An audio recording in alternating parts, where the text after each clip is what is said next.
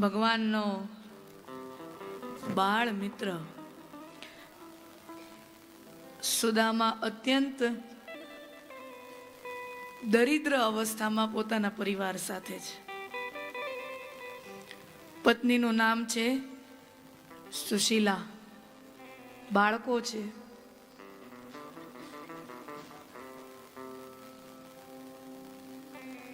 શ્રી કૃષ્ણના મિત્ર છે એટલું જ નહીં, શ્રી કૃષ્ણના અનન્ય ભક્ત છે સુદામા.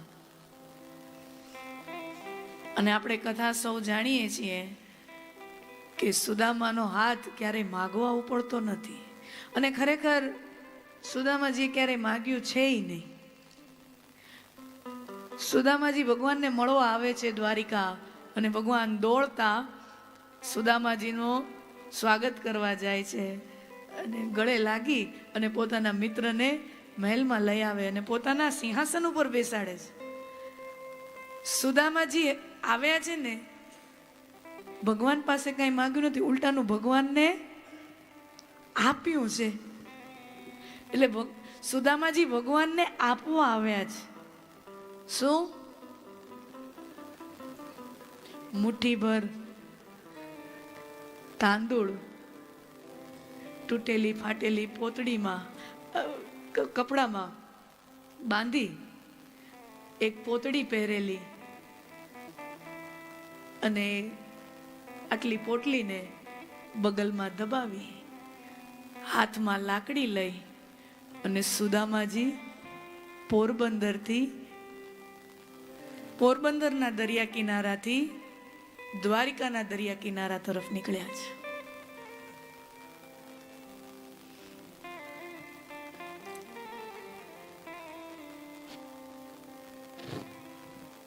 કંકડ, પથ્થર, કાંટા, તડકો, તાપ આ બધું વેઠતા વેઠતા પ્રવાસ કરતા કરતા સુદામાજી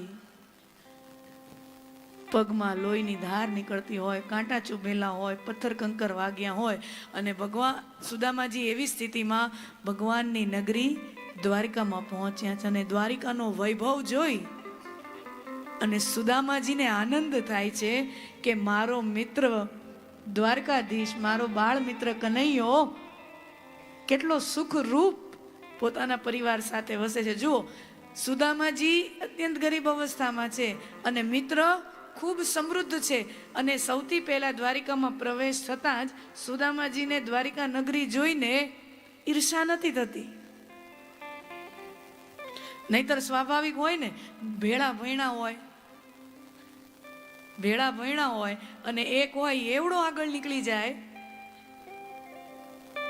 અને પોતાની સ્થિતિ એટલી દયનીય હોય તો સ્વાભાવિક રીતે ઈર્ષા જાગે ને, માણસમાં ઈર્ષા જાગે. પણ સુદામાજીમાં દ્વારિકાની રાજવૈભવ જોઈને સુદામાજીમાં ઈર્ષા નથી જાગતી. સુદામાજીને આનંદ થાય છે કે મારો કનૈયો અત્યારે દ્વારકાધીશ થઈને દ્વારકામાં બેઠો છે. આનંદ થાય છે. અને જીવનમાં સાચું કહું, જીવનમાં આપણી પાસે અત્યારે બધુંય છે. હું અને તમે બધાના ખીચાઓ ભરેલા છે. થોડાક કોઈકના બહુ વધારે ભરેલા હોય, કોઈકના થોડાક ઓછા ભરેલા હોય, ખાલી કોઈના નથી. બરાબર ને? કાંઈ ખોટું છે? કોઈકના બહુ વધારે ભારે હોય, કોઈકના થોડાક હળવા હોય, પણ ખીચા બધાયના ભગવાને ભર્યા છે. આ સંસારમાં આપણે ધારીએ એવો ફ્લેટ, ધારીએ એવો બંગલો, ધારે એવો ગાડી લઈ શકે એવી એકંદરે બધાયની પરિસ્થિતિ થઈ ગઈ છે. એકંદરે એવરેજલી બધાયની સ્થિતિ એવી થઈ ગઈ છે. જીવનમાં આપણી પાસે અત્યારે હવે બધુંય છે, પણ હવે આપણી પાસે અત્યારે કાંઈ ન હોય તો એવી એક વસ્તુ શું છે ખબર છે? આપણા સુખમાં અને આપણી પ્રગતિ જોઈ અને રાજી થાય એવા લોકો જીવનમાં રહ્યા નથી. જીવનમાં હવે આપણી પાસે બધુંય છે, પણ આપણી પ્રગતિ જોઈ, આપણો વૈભવ જોઈ, આપણો વિકાસ જોઈ, આપણો પૈસો જોઈ કે આપણો સમાજમાં પ્રભાવ જોઈ અને આપણાથી રાજી થાય એવા સગા સંબંધી, એવા મિત્રો, એવા પરિજનો, એવા સ્નેહીજનો ગોતવા બહુ અઘરા છે. હા, એમાં બધા આવી જાય, હગા હબંધી, એ તો પેલા બળે બરોબર ને? કાંઈ ખોટું? ફરી કરો એ બા, ફરી કરો. હાચું. હવે હું શીખી ગઈ, હવે હું કથામાં એમ જ કરીશ. હાચું. બા મારી જેમ તાલી પાડતા શીખી ગયા અને હું બાની જેમ હાચું. એવા લોકો હવે જીવનમાં રહ્યા નથી જે આપણી પ્રગતિ જોઈ. સુદામાજી દ્વારિકામાં આવ્યા, દ્વારિકાનો વૈભવ જોઈ, દ્વારકાધીશનો વૈભવ જોઈ સુદામાજીને દ્વારકાધીશની ઈર્ષા નથી થતી. આનંદ થાય છે કે મારી ભેગો ભણતો કનૈયો અત્યારે આટલી પ્રગતિ કરીને આગળ વધી ગયો છે. સુદામાજી આવ્યા, ભગવાનના મહેલની બારે ઉભા રહ્યા અને ભગવાનના મહેલની બારે જુએ તો દ્વારપાળો છે. સુદામાજીને જરાક સંકોચ થાય, મારી ફાટેલી પોતળી છે, અંગ વસ્ત્ર પણ અયોગ્ય છે રાજમહેલમાં જવા માટે, વાળ વિખરાઈ ગયા છે. બધા એનો માની લે, વક્તા જે બધું કે એમાં આમ ન કરાય. સુદામાજીના વાળ ક્યાંથી વિકરાણ? સુદામાજીના વાળ હતા?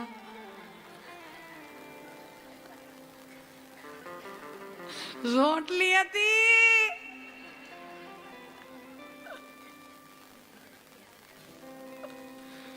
ઓકે, સુદામાજી આવ્યા, દ્વારપાળો ઊભા છે અને સુદામાજી સંકોચ ભરેલા સ્વરથી કહે છે, દ્વારકાધીશને જરાક મારો સંદેશો મોકલો ને.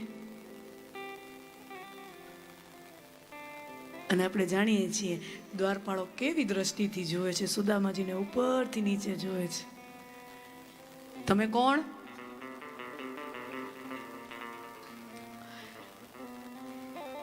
દ્વારકાધીશને કહો એનો મિત્ર સુદામા આવ્યો છે. એટલે દ્વારપાળો કે અમારા પ્રભુને, અમારા દ્વારકાધીશને મિત્રોની ખોટ પડી ગઈ છે કે તારા જેવાને મિત્રો બનાવે? અમારા દ્વારકાધીશને મિત્રોની ખોટ છે? અરે અમારો દ્વારકાધીશ તો રાજાઓની સાથે, મહારાજાઓની સાથે ઉઠે બેસે. જાણીએ છીએ કથા. અને સુદામાજીની કથા છે દરિદ્રતાની. ભેગા ભણતા, કથા આપણે બહુ જાણીએ છીએ.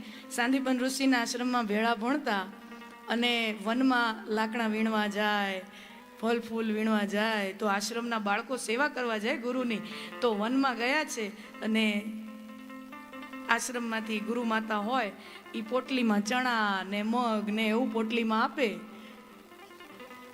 તો સુદામાજી પાસે પોટલી છે, પોતાની એ છે, કનૈયાની એ છે. અને કથા સાંભળી છે કે બહુ થાક્યા, શ્રમ કર્યો, વનમાં લાકડા કાપવાનો શ્રમ કર્યો, બહુ થાક્યા અને વરસાદ બહુ આવ્યો. એટલે એક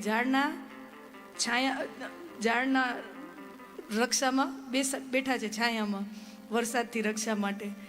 અને ધ્રુજે છે, ઠંડી એવી, કડકડ કડકડ કડકડ કડકડ ઠંડી. અને સુદામાજીને બહુ ભૂખ લાગી ટાઢમાં. એટલે સુદામાજી પોતાના ચણા તો જમી ગયા, જો કનૈયો તો જરાક ઝપકી લઈ ગયો છે. એટલે એને ક્યાં ખબર પડવાની? એટલે કનૈયાના ભાગના જે હતો ને, કનૈયાનો ભાગ પણ સુદામાજી જમી લે છે. કથા હે, કનૈયાનો ભાગ પણ સુદામાજી જમી લે છે. અને તેદીથી સુદામાજીના કપાળમાં, સુદામાજીના લલાટ ઉપર શ્રી ક્ષય લખાઈ જાય છે કે નસીબમાંથી લક્ષ્મીનો ક્ષય થાય. શ્રી ક્ષય. કોઈના ભાગનું, કોઈના નસીબનું, કોઈના ભાગનું લય લેવામાં આવે ને, એ ક્યારેય પચતું નથી. હા, એ ક્યારેય પચે જ નહીં. શિવપુરાણમાં સુંદર મજાનો શ્લોક છે. શિવપુરાણની અમે કથાઓ કરતા હોય ને ત્યારે શિવપુરાણમાં 7 સંહિતાઓ છે. તો એના વિદ્યેશ્વર સંહિતા, પહેલા વિદ્યેશ્વર સંહિતાના 12મા અધ્યાયમાં 5મો 6ઠો શ્લોક છે. તીર્થ તીર્થ ક્ષેત્રે સદા કાર્યમ, તીર્થ ક્ષેત્રે સદા કાર્યમ, સ્નાન દાન જપાધિકમ, અન્યથા રોગ દારિત્ર્યમ મુક્તવા ધ્યાનનું પરનરહા. હંમેશા કોઈ પણ જગ્યાએ જઈએ અને એમાંય ખાસ કરીને તીર્થક્ષેત્રોમાં જઈએ, સ્નાન દાન જપ આનો મહિમા છે. તીર્થક્ષેત્રોમાં કરેલું પાપ પણ અનેક ગણું બેવડાય છે અને તીર્થક્ષેત્રમાં કરેલું પાપ પણ અનેક ગણું બેવડાય છે. Red signal. કરેલું પાપ પણ બેવડાય છે અને પુણ્યય બેવડાય છે. કારણ કે આપણે બીજે પાપ કરીએ ને એ તીર્થોમાં જઈને ધોવાય, પણ તીર્થમાં કરેલું પાપ ક્યાં જઈને ધોવાનું? તીર્થમાં કરેલું પાપ તો શાસ્ત્રો બહુ ટકોર કરે છે. ઉજ્જૈન જેવી નગરી છે, અવંતિકા નગરી છે, અને સુદામાજી શ્રી કૃષ્ણના ભાગના ચણા જમી લે છે. લલાટ ઉપર લખાઈ જાય છે શ્રી ક્ષયા, અને દરિદ્રતા ભર્યું જીવન સુદામાજીનું, અને એ શ્રી ક્ષય લલાટ પર લખેલું છે. અને અત્યારે દ્વારિકાની નગરીમાં રાજમહેલની બારે ઊભા છે અને એ દ્વારપાળો થોડીક ઉપહાસ ભરી દ્રષ્ટિથી સુદામાજીને જુએ છે. જરાક મારો સંદેશો આપો, દ્વારકાધીશ આવ્યા છે. દ્વારકાધીશને સંદેશો આપો, એનો મિત્ર સુદામા આવ્યો છે. એક દ્વારપાળને એમ થયું કે કદાચ વાતમાં સત્ય હોય, આપણે દ્વારકાધીશને સંદેશો તો આપી આવાય. આપણે તો સંદેશા વાહક છીએ, સંદેશો તો આપવો જોઈએ. દ્વારપાળ જાય છે અને પ્રભુના મહેલમાં જાય છે અને પ્રભુને કહે છે, પ્રભુ એક ગરીબ દરિદ્ર બ્રાહ્મણ આવ્યા છે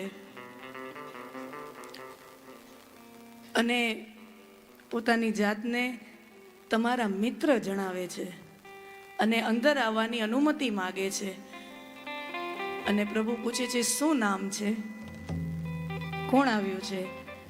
અને દ્વારપાળ જ્યાં સુદામાનું નામ લેવા માટે શું એમ બોલે અને દામા હજી પૂરું કરે નહીં, ત્યાં તો ભગવાન પોતાના સિંહાસનમાંથી ઉભ્યા અને એવી દોટ મૂકી દ્વારિકાના રાજમહેલમાં, એવી દોટ મૂકી. સત્યભામા, રૂકમણી, લક્ષ્મણા આ બધી પત્નીઓ જોયા રાખે કે કેટલાય મોટા મોટા રાજકુમારો આવ્યા, કેટલાય મોટા રાજા મહારાજા આવ્યા, પણ ભગવાન આમ કોઈ દી દોડીને કોઈને મળવા માટે નથી ગયા, કોઈનું સ્વાગત કરવા માટે નથી ગયા. કોક વિશેષ અતિથિ આવ્યા લાગે છે.